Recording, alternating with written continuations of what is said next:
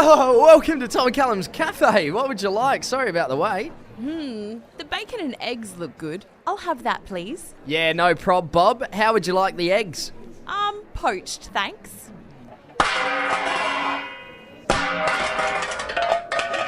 No, sorry, don't know how to poach. Sorry, don't know how to poach. Oh, okay. Let's go fried.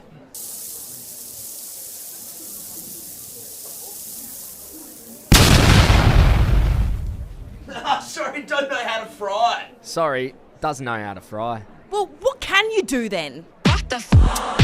How about sunny side up at the Garden of Unearthly Delights with Diana Nguyen? Join her sharing her tale of going through a breakup and talk about walking, getting blisters, Spanish wine and Italian men. Oh, actually, that sounds perfect. Diana, welcome to the show. How are you this morning? I'm good. Thanks for having me. Of course. Me and Tom were in suspense then. It was wild. Because of the intro. That was the best intro ever.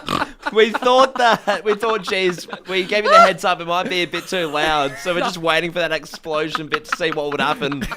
I hope it didn't ruin your ears too much. It's perfect. It was music to my ears. Yeah.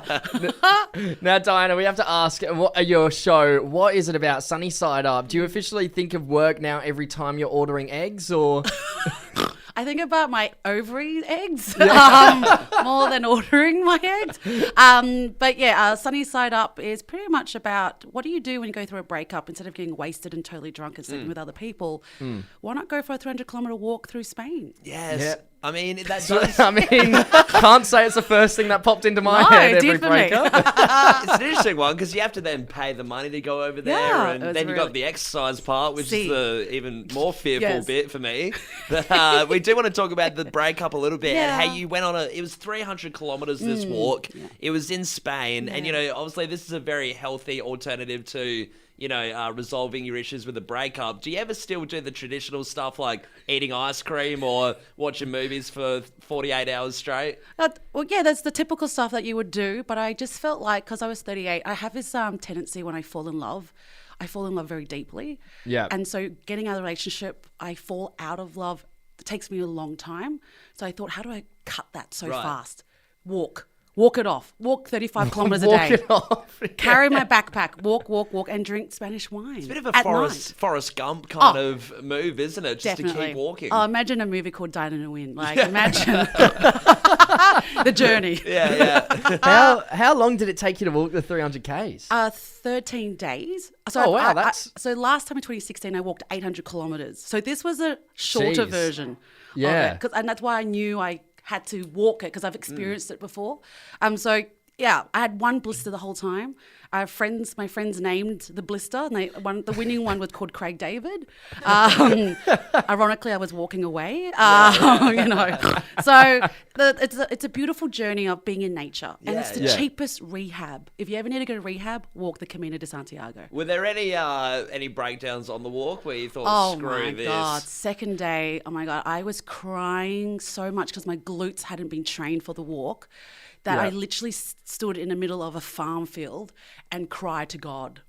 I literally went, God, what am I doing here? I became a Catholic. You Like, fell God. to your knees. It started raining. It was a notebook. It was a mix of Forrest Gump and Notebook in one.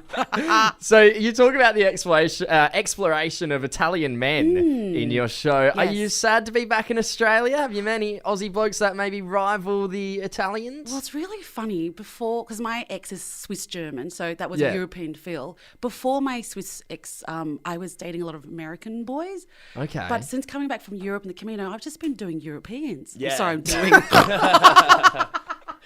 I've been dating Sure. Yeah, Europeans. Either or, Yeah, whatever. Works the same.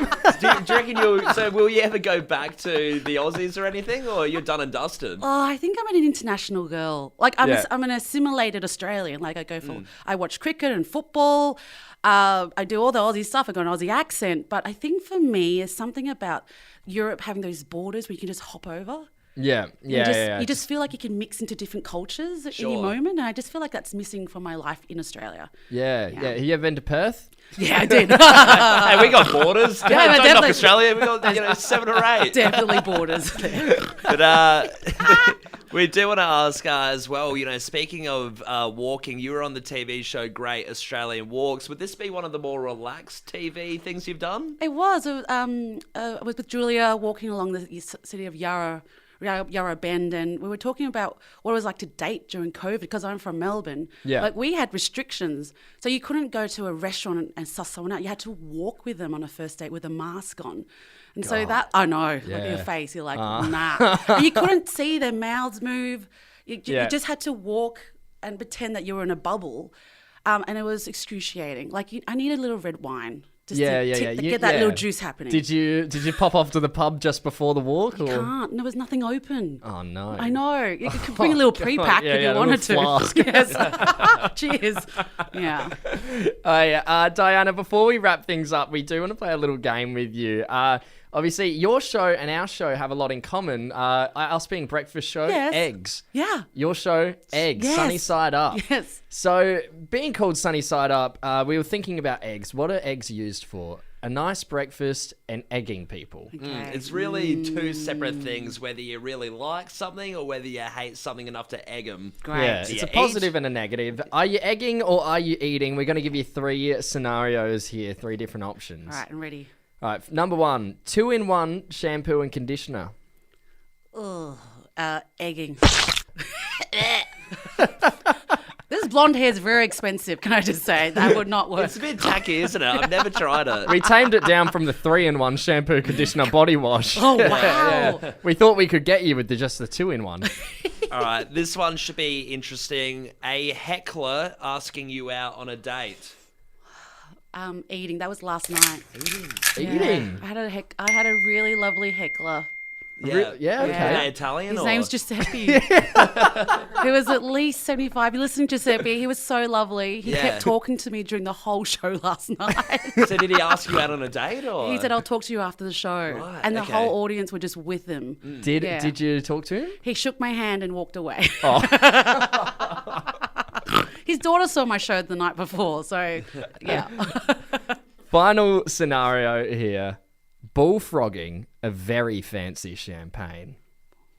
Bullfrogging when you wrap your lips around the champagne flute and Go for it. knock it down. Oh yeah, I'll do that. It doesn't matter how fancy the wine is. Just No. give Can it be a crack. goon for all I I'm care. taking care of my mum right now. After I drop her at the airport, I'm having one. Well, bullfrog it for us. Yes, I'll do.